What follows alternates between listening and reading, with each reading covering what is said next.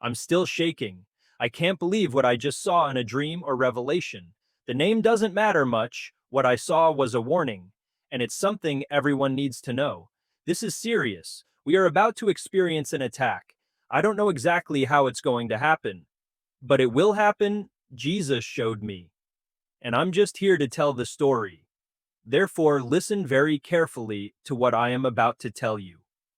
Before we continue, I only ask one simple thing. If you can, tell us which country you are watching from. It's not curiosity. That's because while I'm speaking, I'm praying. Praying for the families who may still hear this warning. Praying for protection, discernment, and peace over every home. Wherever you are, know that your family can be included in this prayer. Now listen carefully to what happened. Guys, what I'm about to tell you was a dream or a revelation, however you want to call it. I was at a bus stop waiting, and to me it seemed real. It didn't feel like I was sleeping.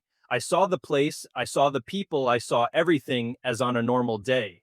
But from the beginning, I felt that something was wrong there. Time was passing too slowly, and that was starting to bother me. Guys, the longer I stayed there, the stranger the wait felt. I started wondering where the driver was, why the bus wasn't arriving, what was delaying everything. My body reacted before my head could process it.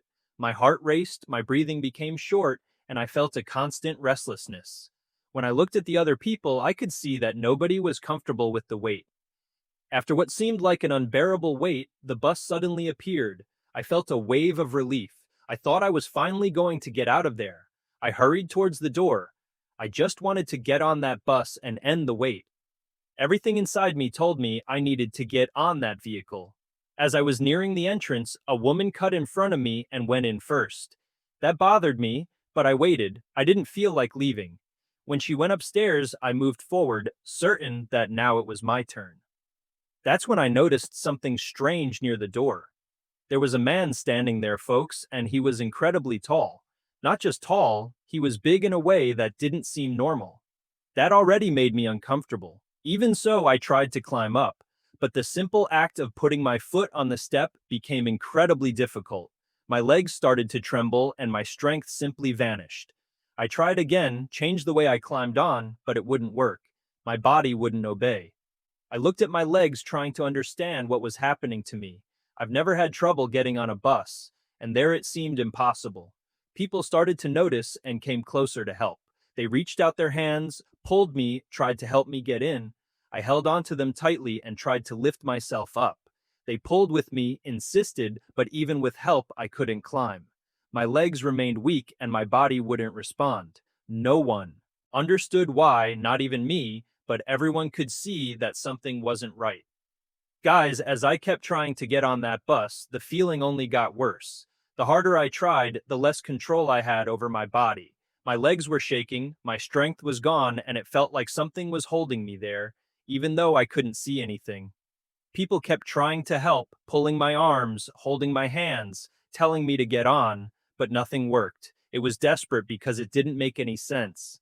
Guys, even with all that help, it felt like I was stuck on that step. My body wouldn't move.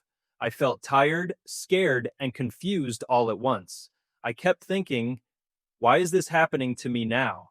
I'd never had trouble walking or climbing anywhere. There, in front of everyone, it felt like I'd lost all control.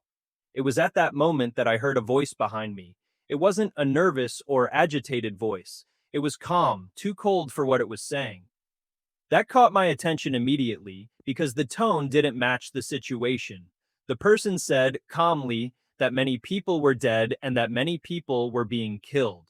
It was said as if it were something simple. Guys, when I heard those words, a chill ran through my entire body. My body went cold, my heart raced even faster, and my head tried to understand what it meant.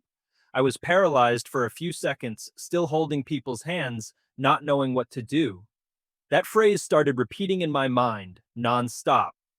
Guys, driven by fear and the need to understand, I turned to look. The instant I turned, everything changed. The scene behind me had nothing to do with what I had seen before. It didn't look like the same place. It was as if I had been transported to another setting all of a sudden. When my eyes focused, I saw something I'll never forget. The entire floor was covered in bodies, scattered everywhere. It wasn't one or two people, it was many. Bodies on the ground, motionless, covering everything I could see. At that moment, I understood that this wasn't just about me. It was something much bigger. Guys, when I saw that behind me, my whole body reacted. I couldn't believe what my eyes were seeing. The ground was covered in bodies, scattered everywhere, without order, without movement. Everywhere I looked, there were people lying on the ground. Some seemed whole, others not. It didn't look like an ordinary place, it looked like a scene of complete destruction.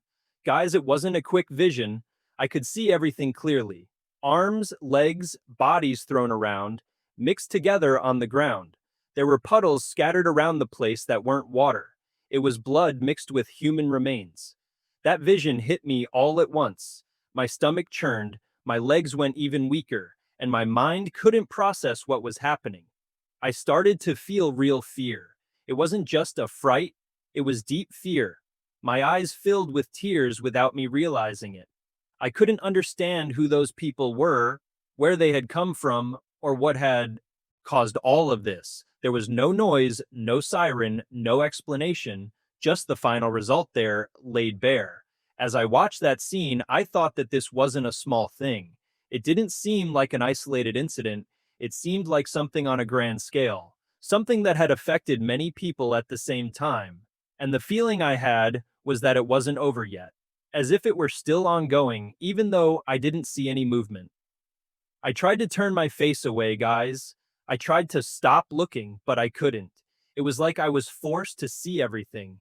Every detail was imprinted on me. My body froze, my mind became confused, and the fear only increased. I couldn't react, I couldn't do anything but stare. Even after seeing all that, I still hadn't managed to get on the bus. I remained there, frozen, trapped in that moment. The feeling was one of utter powerlessness. I felt that this was being shown to me for some reason. I didn't yet understand what it was, but I knew it couldn't be ignored. Guys, after seeing that scene, I stood there for a few seconds, unable to react. My body wasn't responding normally. My head was confused, but at the same time, everything seemed very clear. I was still holding the hands of the people who had tried to help me before, but it seemed like nobody there understood what I had just seen. They looked at me, talked to me, but it was as if I were in two places at the same time. Guys, that vision kept coming back to me. It didn't disappear when I blinked. It didn't vanish when I tried to look away. It was as if it had been placed there on purpose for me to see. My heart was pounding, and I had the feeling that it wasn't just a warning for me. It was something that involved a lot of people. Too many people. I started to think that what had been shown to me wasn't by chance. It wasn't a random image, it wasn't a figment of my imagination. It was direct, it was raw, it was real in the most terrifying way possible. I felt fear, but at the same time, I felt I needed to stay there, that it wasn't over yet. Something inside me told me I had more. The people around me tried again to help me get on the bus. They held my arms, pulled me, told me to get on. I felt their strength, I felt they were really trying. I tried to react too. I tried to move my legs, tried to climb the step again. But my body kept failing. It was as if that difficulty had increased after the vision incident. Guys, I felt ashamed that I couldn't climb up, but at the same time, I felt desperate. I'd never been through anything like it. I was there being helped by people who didn't understand what was happening to me while I was still processing that death scene I had just witnessed. It was too much for my mind to handle all at once. Even with all that help, I remained stuck at that point, in that moment. I felt there was still something that needed to be shown or understood before I could leave. It felt like it wasn't over, that dream or revelation was still unfolding before me. Guys, at that moment, I was already exhausted, not just physically, but inside. It was as if my body and mind were at their limit. I tried to concentrate, tried to organize my thoughts, but everything came at once. I was still there, standing in front of that bus after having witnessed that entire scene of death, unable to understand why I couldn't get out of there. The feeling was of being trapped in something that no longer depended on me. Guys, the people around me kept trying to help. They didn't give up, they talked to me, insisted I climb up, pulled my arms, held my hands tightly. You could feel they really wanted to help. I wanted to climb up too. I forced my body, tried to move my legs, tried to react. But the more I tried, the clearer it became that this wasn't just ordinary weakness. Something was preventing me from moving forward. I started to wonder if it would end there, or if I would be stuck at that point forever. I didn't know how much time had passed. It was impossible to measure. Everything seemed suspended. The death scene was still in my mind, as vivid as before. I blinked, hoping it would disappear, but it didn't. It was as if it had been shown to be engraved in my mind. Meanwhile, the tall man remained near the entrance. He wasn't helping, he wasn't saying anything more, he wasn't showing any reaction. He was just there, watching. That made me uneasy. The way he seemed indifferent to it all didn't make sense to me. It was as if he knew something the others didn't. That presence continued to deeply disturb me. Guys, at that point I started to feel fear in a different way. It wasn't just fear because of the scene I saw, it was fear of what it represented. The feeling was that this wasn't the end, but a beginning. As if that vision was just a part of what was still to come. And that increased the tension inside me even more. I was there being helped by ordinary people, trying to get on a bus after having seen something that seemed impossible to explain. All of that together created a huge conflict within me. I didn't know if I needed to get on that bus or if I simply couldn't get on yet. The only thing clear was that that dream, or revelation, was showing me something too serious to be ignored. Guys, it was at that point that I began to understand that it wasn't just connected to the moment of the dream. It wasn't about that specific night. The feeling that came was clear. What I was seeing pointed to a time ahead. It wasn't something immediate, but something marked. The understanding came directly, without lengthy explanation, as if it had been placed in my mind. It concerned 2026 not as a memento, not as a personal record, but as a record of the period in which those events would unfold. While this understanding was dawning on me, I was still there, trying to get on the bus. People kept helping me. They didn't give up. They held my arms, pulled me up, talked to me, urging me to react. I felt their strength. I felt they were doing everything they could. After the vision, I tried again. I strained my legs, tried to lift my body, tried to obey the simple movement of getting on, but it still wasn't easy. It was as if something had changed after what I saw. Guys, at that moment, I felt two things at the same time. On one hand, the urgency to get on that bus. On the other, the certainty that what had been shown could not be ignored. People were pulling me, and I started to manage some movement, small, slow, but different from before. It wasn't fluid, it wasn't natural, but there was a reaction. Even with difficulty, I began to respond. My understanding of time remained clear in my mind. It wasn't confusion. What I saw was linked to a specific period. Chansiaksite didn't appear as an isolated detail, but as a direct reference, like the time when it would manifest itself. It wasn't accompanied by explanations about how or where, only when. And that left its mark. People were still there, insisting, helping, without understanding what I had just seen. They only knew that I needed help to get in. I felt that too. Even shaken by the vision, I tried to react. The difficulty still existed, but it wasn't like at the beginning. It was possible to perceive that something was moving towards the end of that moment. Gradually, the scene began to dissolve, not in a confusing way, but as when something reaches its limit. The vision of the bodies was no longer before my eyes with the same force. My focus returned to the bus, to the people, to that specific spot. It was then that everything began to disappear completely, as if that dream or revelation had been concluded. When I woke up, the feeling didn't disappear immediately. My body was still reacting, and the memory remained clear. The understanding also remained. What was shown wasn't connected to the moment I dreamed, but to what was to come. 2026, it became etched in my memory as the time of the events I witnessed. And I knew, from that moment on, that it couldn't be kept to myself. People, when this understanding came to me, the first thing I did was pray.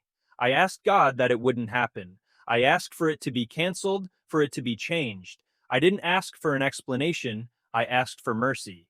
I spoke to God in the simplest way possible, asking that those things wouldn't happen, asking for protection, asking that people be kept safe. I didn't pray as someone who accepts it easily. I prayed with fear, with concern, thinking about the people, the families, the most vulnerable. I said I didn't want to see it come to pass. I asked God to avert this scenario, to provide another way out. That prayer came from within, because what I had seen was neither small nor distant. It was far too serious. After that prayer, the help from the people continued. They were still there, pulling me, insisting that I get on the bus. I tried to react, even though I was still shaken by what I had seen. My body was still weak, but there was movement. I felt that that prayer had been heard, even without knowing how everything would unfold from there. Guys, I'm not asking for this because of numbers or reach. If this message resonated with you in any way, please share this video. Share as much as you can, send it to family, friends, and people you love. It's not about me, it's about reaching those who can still hear. If even one person listens and prepares, it will have been worthwhile. If a family is alerted, its purpose has already been served. Share while there's still time.